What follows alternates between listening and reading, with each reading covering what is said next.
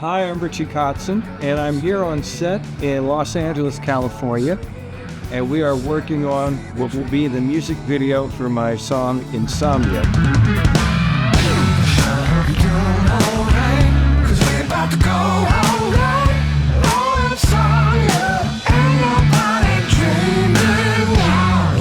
Insomnia is going to be the third single from the Nomad album, my solo record, that I'm very happy to share with you. And in this video, we've got very different setups.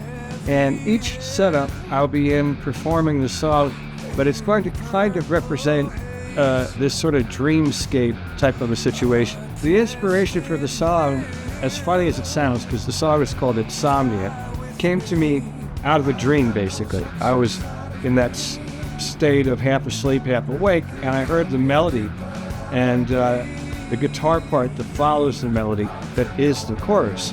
And so I immediately jumped up, I ran to the living room, I got my phone, and I sat and played and figured out what I was hearing. And then I actually went back to bed. The next morning was when I got to it, listened to what I did, and then formulated the arrangement and the rest of the song. I wrote the lyrics for it, I wrote the story for it.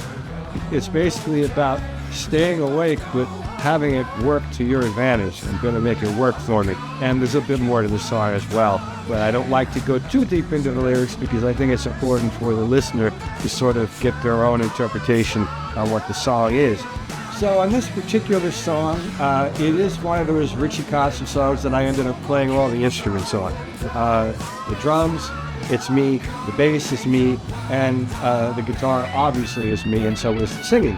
I don't always do that. It just so happens that it came together that way this time. But what does make this song special and unique is the approach on the bass guitar.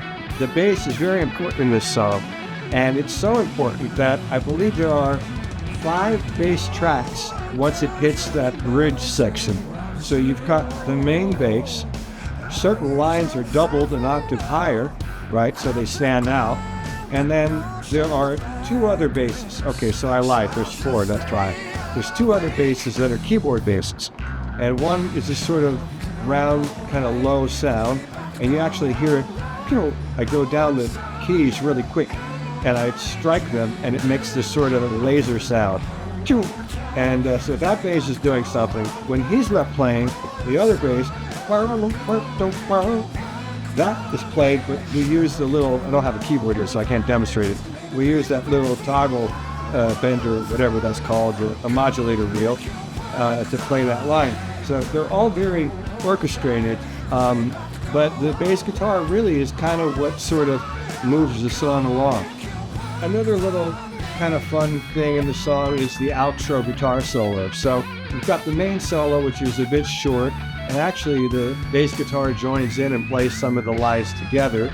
And but the end of the song, there's about a minute worth of guitar solo, and that was one of those situations where I just kind of went for it and just kind of played until I made a mistake or had to start over or whatever. And this thing would be a great space to kind of, blow over those changes until, I ran out of time.